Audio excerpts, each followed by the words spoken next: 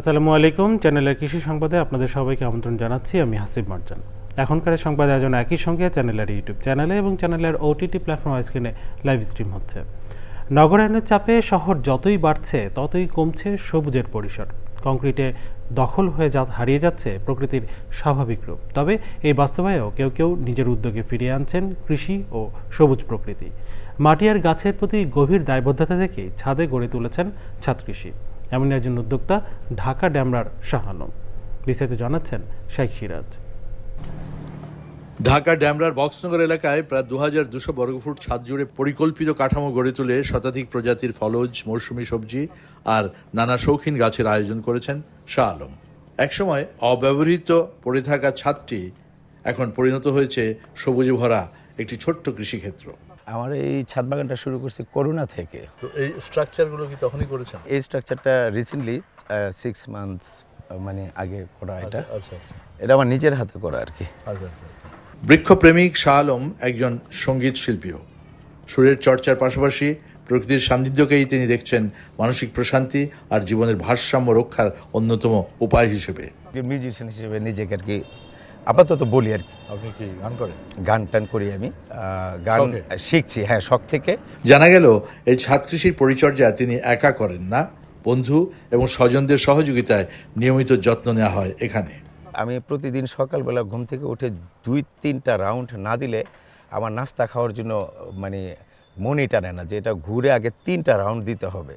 আমার বাগানে মাঝে মাঝে বলে যে আপনার বাগানের ওই জায়গায় একটা ফল পাকছে, আপনি জানেন? আমি বলি হ্যাঁ, ওই জায়গায় ওই ফলটা পাকছে। আমার যারা ভিজিটর আছে বা আমার ফ্রেন্ডরা যারা আসে, ওরা এই জায়গায় এসে আমাকে যথেষ্ট হেল্প করে। নগরের মানুষের স্বস্তির আশ্রয় হয়ে উঠেছে এই ছাদ কৃষি।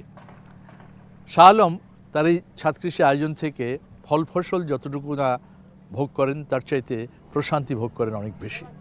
এবং এটি শুধুই তার একার একটি মিলন ক্ষেত্র না, বন্ধু বান্ধব পরিবারের সবাইকে নিয়ে চমৎকার একটি আয়োজন করেছেন যা সবাইকে দেয় মানসিক প্রশান্তি। ঢাকার ড্যামরার বক্সনগর থেকে শেখ সিরাজ, চ্যানেল আই।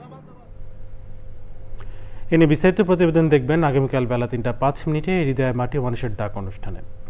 ভোলার বিচ্ছিন্ন চরাঞ্চলে সবজি আবাদে ব্যস্ত সময় পার করছেন স্থানীয় চাষিরা। শীত মৌসুম শুরু হওয়ায় মাঝের চর সহ আশপাশের চরগুলোর উর্বর জমিতে শুরু হয়েছে নানা ধরনের সবজি চাষ। ভোলা থেকে হারুনুর রশিদের তথ্য, ভিডিওচিত্রে রাজীব আহমেদের রিপোর্ট। ভোলা সদর উপজেলার বিচ্ছিন্ন দ্বীপ মাঝের চর, যেখানে বছরের 6 মাস হাঁটু সমান পানি থাকে আর শুকনো মৌসুমে জেগে ওঠে বিশাল চর। সেই সুযোগে বিস্তীর্ণ মাঠ জুড়ে হয় সবজির আবাদ। চর এলাকার বেলে দোআঁশ মাটি সবজি উৎপাদনের জন্য বেশ উপযোগী। ফলে এখানকার জমিতে ক্যাপসিকাম, শিমলা মরিচ, লাউ, শশা, চিচিঙ্গা, করলা সহ নানা মৌসুমী সবজির আবাদ বাড়ছে। একখানি জমি ক্যাপসিকাম করছি, তারপর কাঁচামরিচ করছি, তারপর করছি চিচিঙ্গা করছি, কাঁচামরিচ করছি, শসা করছি, করলা করছি, ঝিঙ্গা করছি।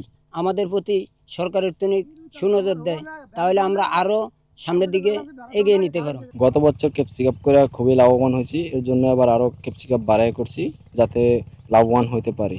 কৃষকদের সবজি বপনে পরামর্শ দেওয়া ও চরাঞ্চলে চাষাবাদ বৃদ্ধিতে কাজ করছে কৃষি বিভাগ। আমাদের কিন্তু ফসলের ইন্ডেক্স হচ্ছে, আপনি জানেন সম্ভবত, যে একটি ফসলে কি পরিমাণ সার, কি পরিমাণ ইনসেকটিসাইড দেওয়া হবে সেটার একটা মাত্রা নির্ধারণ করা আছে। তো সেই ক্ষেত্রে আমাদের প্রত্যেকটি জেলার উপপরিচালক, উপজেলা কৃষি অফিসার তারা কিন্তু সচেষ্ট আছে এবং আমাদের নির্দেশনা দেওয়া হয়েছে মন্ত্রণালয় এবং অধিদপ্তরের পক্ষ থেকে যে খামারি অ্যাপস ব্যবহার করার জন্য সার ব্যবহার করা হয়। অর্থাৎ আমাদের মাটিকে আমরা উর্বর রাখতে চাই। এবছর জেলায় 12,500 হেক্টর জমিতে সবজি আবাদের লক্ষ্যমাত্রা নির্ধারণ করা হয়েছে, যার মধ্যে মাঝের চরে আবাদ হয়েছে 150 হেক্টর জমিতে। Rajib Ahmed, channel I. প্রিয় দর্শক, এই ছিল চ্যানেলের কৃষি সংবাদের আজকের আয়োজন। এতক্ষণ সাথে থাকার জন্য ধন্যবাদ সবাইকে।